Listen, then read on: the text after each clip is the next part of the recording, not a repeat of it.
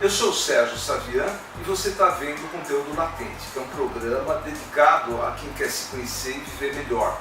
Toda semana um tema, e o tema dessa semana é energia do dinheiro. E para colaborar com a gente, dessa vez, eu convidei minha amiga Glória Pereira. Tudo bem, Glória? Bom, Sérgio Savian, tudo bem? Um prazer enorme estar revendo você com conteúdo latente agora. Aliás, não é a primeira vez que a gente está junto. Eu tinha um programa de rádio, entrevistei a Glória, já participamos de eventos juntos, né? Então é muito legal trabalhar com ela. Você tem muito a aprender com a Glória, assim como eu. Glória, vamos começar? Eu li outro dia um texto do Erich Fromm que eu achei muito legal, muito bem colocado. E é um texto chamado Ter ou Ser. Aliás, você que está vendo o programa, se entrar lá no Google, na internet, Ter ou Ser, do Erich Fromm, é um texto maravilhoso. E basicamente nesse texto ele fala que nós temos dois caminhos para seguir na vida, eventualmente um ou outro, que é o caminho do ter ou o caminho do ser. Como é que você vê esse equilíbrio na vida das pessoas entre o ter e o ser? Bom, estou no século XXI, um pouco depois do Erich Fromm. Acredito no caminho do meio, venho trabalhando com essas questões de ter e ser na prática, com consultoria, com educação financeira para famílias, corporações, universidades. E esse tema é recorrente, principalmente pelas pessoas que nasceram em berço de ouro, que nasceram em famílias abastadas. Se a gente for dizer assim, escolher um ou outro, parece que essas pessoas não têm a chance de ser. E aí eu... Entende? Como é que fica, né? E parece que só pode ser quem não tem. Então, é uma contradição na minha maneira de ver, trabalhar e refletir sobre isso. O ter, na realidade, assim, a gente vem, né, de uma questão de ter objetos, coisas que expressam significados ou de status ou de poder, e nós estamos caminhando por ter cada vez mais intangível, vamos dizer assim, a educação, ter educação, né? Então uma pessoa educada é diferente de ter 10 carros importados ou um iate, por exemplo. É a mesma coisa hoje em dia, que falar assim, antigamente se falava num patrimônio e dava a impressão que patrimônio era o conjunto de coisas que você tinha. E hoje em dia o patrimônio é muito mais intelectual do que outra coisa, né? Eu acho que pode ter as duas coisas, né? Se você, a Forbes, a revista Forbes, por exemplo, que é uma das especialistas, como a Bloomberg, por exemplo, né? Seleção estrangeiros, que conseguem medir para fazer um ranking do patrimônio, da riqueza, que é mensurável. Então, eles estão na linha do ter. Ações de empresas, barcos, mineradoras e assim por diante. Agora, o ser, ele não é incompatível com o ter, porque eu diria, na minha compreensão e na minha opinião, que é de outra natureza. Então, o ser, ele não tem a ver com uma quantidade de dinheiro. E ele vem de um desenvolvimento. Um desenvolvimento humano. O próprio Erich Fromm também tem um livro chamado Medo de Amar.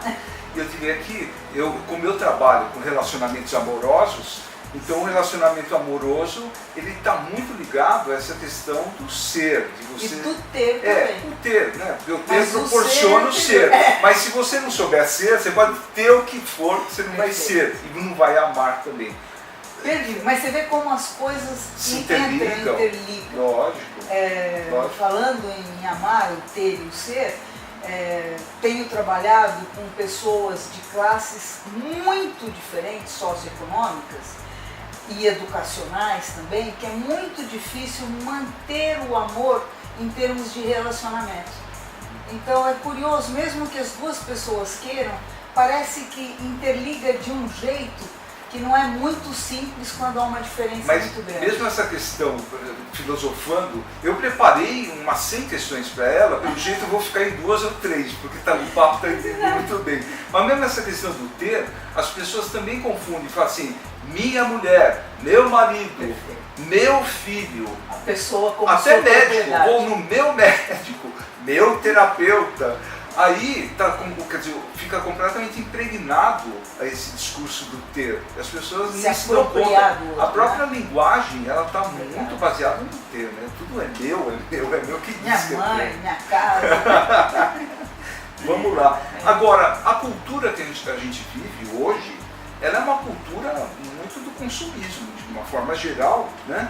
E a economia está bastante baseada no consumo. Se não tiver consumo, parece que não gira a economia. Mas isso não tem, será que tem levado a gente, no geral, a uma vida boa, saudável, o consumo?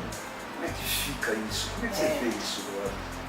Eu acho uma diferença bastante grande de boa versus saudável.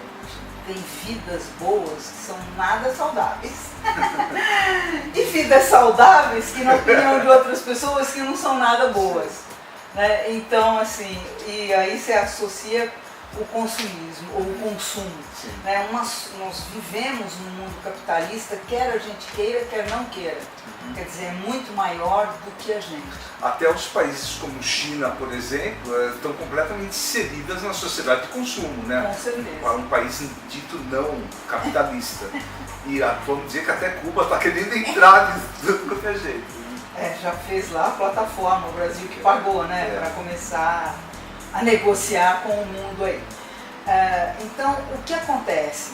É muito interessante olhar que nós somos consumistas, nós seres humanos, os animais, os vegetais, querendo ou não, todo ser vivo consome água, consome ar, e água custa caro. Olha de onde vem, nós estamos passando aí. Cada vez mais, está virando o ouro do século XXI, é a água. Né? E muitos estudiosos aí da área de economia, ciências sociais, dizendo que as guerras serão por causa de água, por causa desses elementos de consumo. Você viu que já está o estado de São Paulo e Rio de Janeiro brigando por causa de água, aqui, né? Já está virando uma guerra, né? Entre dois vizinhos. Então, essa palavra consumo, quer dizer, se a gente pensar, você que é um estudioso, tal, na pirâmide de Maslow, né, o consumo da base da pirâmide são as necessidades básicas.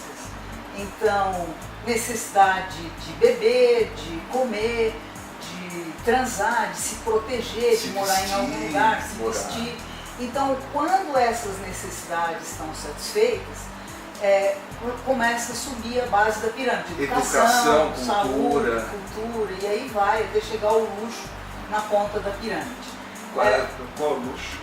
Vários luxos para cada pessoa, né? Para uns pode ser o iate, para outros pode ser morar num prédio que é não sei o quê. Saia justa, qual é o seu luxo?